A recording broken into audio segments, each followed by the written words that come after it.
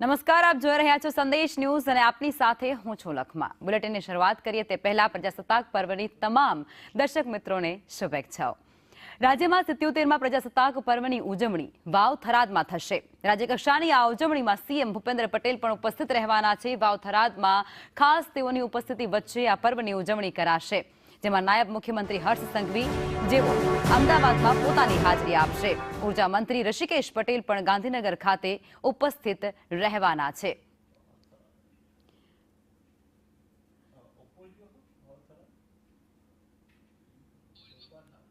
રાજ્યમાં 77મા પ્રજાસત્તાક પર્વની આજે ધામધૂમપૂર્વક ઉજવણી કરવામાં આવનાર છે। અલગ અલગ વિસ્તારોની અંદર ખાસ પ્રકારે ઉજવણી થશે, ત્યારે રાજ્યકક્ષાની ઉજવણી જે આજે થરાદ ખાતે કરવામાં આવનાર છે અને આ ઉજવણીની અંદર મુખ્યમંત્રી ભૂપેન્દ્ર પટેલ પોતે પણ ખાસ હાજર રહેવાના છે અને રાજ્યપાલ આચાર્ય દેવવ્રત પણ ત્યાં ખાસ ઉપસ્થિત રહેવાના છે। તેમના હસ્તે ત્યાં ધ્વજવંદન કરવામાં આવનાર છે અને અમદાવાદની અંદર પણ વિશેષ જગ્યાઓ પર ધ્વજવંદન કરવામાં આવશે। દેશભક્તિના રંગે આખું આજે રાજ્ય છે તે રંગાઈ જવાનું છે અને ત્યારે ડેપ્યુટી સીએમ હર્ષ સંઘવી જેઓ અમદાવાદની અંદર હશે અને તેમની ઉપસ્થિતિ વચ્ચે જે રાષ્ટ્રધ્વજ છે તેનું વંદન કરવામાં આવશે, તેને લહેરાવવામાં આવશે, ફરકાવવામાં આવશે।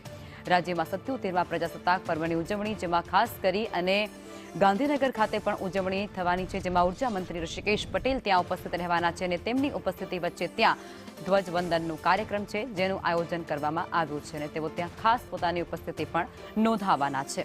સીએમ ભૂપેન્દ્ર પટેલ જેઓ થરાદ વાવ ખાતે રહેવાના છે હાજર અને તેમની ઉપસ્થિતિ વચ્ચે ત્યાં ધ્વજવંદન કરવામાં આવશે। અનેક રાષ્ટ્રીય કરતબો છે તે પણ ત્યાં દર્શાવવામાં આવશે અને સેનાના જે કરતબો છે તે પણ ત્યાં દર્શાવવામાં આવશે। આ સાથે જ રાષ્ટ્રભક્તિ, દેશભક્તિના રંગે આખું જાણે વાવ થરાદ રંગાઈ જશે તેવું લાગી રહ્યું છે અને આ પહેલા પણ જ્યારે ઉજવણી કરવામાં આવનાર હતી આ દિવસની, તે પહેલા એટલે કે પૂર્વ સંધ્યાએ આખું થરાદ અને વાવ જે જિલ્લો છે, નવનિર્મિત જિલ્લો આ થયો છે અને ત્યાં જ આ વખતે રાજ્ય કક્ષાની ઉજવણી જ્યારે કરવામાં આવનાર છે ત્યારે રોશનીથી આખું શહેર ઝળહળી ઉઠ્યું હતું અને આ સાથે જ વાવ થરાદની અંદર રાજ્યકક્ષાની ઉજવણી માટે લોકોમાં પણ અનેરો ઉત્સાહ જોવા મળી રહ્યો છે, કારણ કે પહેલી વખત આ જિલ્લો જે અલગ થયો છે અને ત્યાં રાજ્યકક્ષાની ઉજવણી થઈ રહી છે।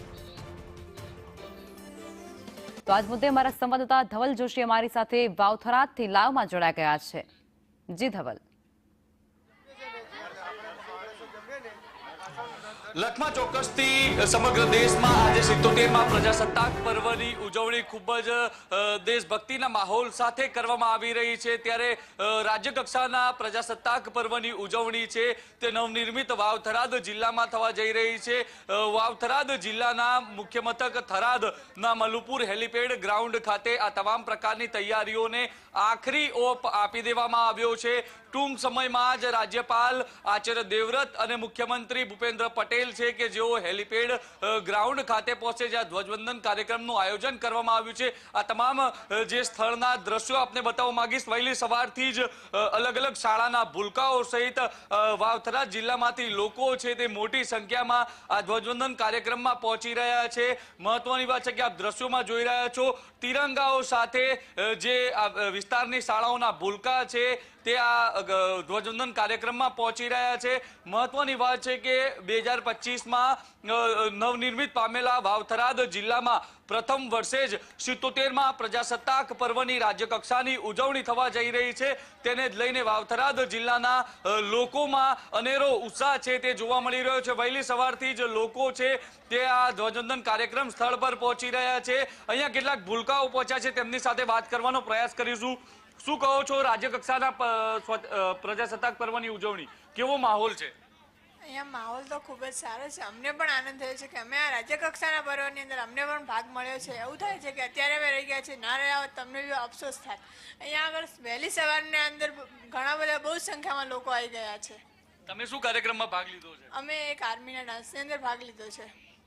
જે પ્રકારે આ દીકરીઓ છે, આ દીકરીઓ આર્મીનો ડાન્સ કરવાના છે, સાથે જ અલગ અલગ શાળાઓમાંથી અલગ અલગ જે ભૂલકાઓ છે તે અહીંયા પહોંચ્યા છે, સાથે જ આ વિસ્તારના લોકો છે, વિસ્તારના લોકો પણ અહીંયા મોટી સંખ્યામાં પહોંચી રહ્યા છે। મહત્વની વાત છે કે 9 વાગ્યા આસપાસ રાજ્યના રાજ્યપાલ આચાર્ય દેવવ્રત છે કે તેઓ આ સ્થળ પર પહોંચવાના છે અને તિરંગો લહેરાવવાના છે। સાથે જ રાજ્યના મુખ્યમંત્રી ભૂપેન્દ્ર પટેલ છે તેમની પણ ઉપસ્થિતિ રહેવાની છે।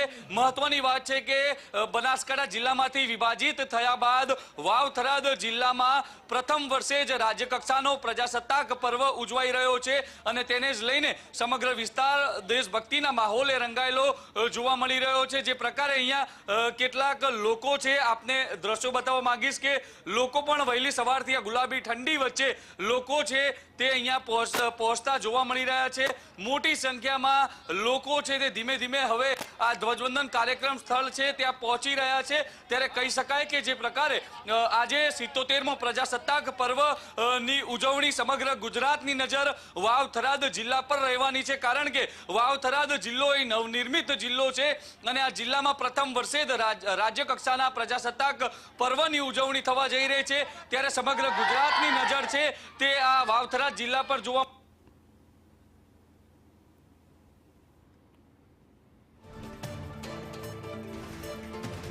જી તો આજે પ્રજાસત્તાક પર્વની ઉજવણી રાજ્ય કક્ષાની વાવ થરાદ ખાતે થઈ રહી છે।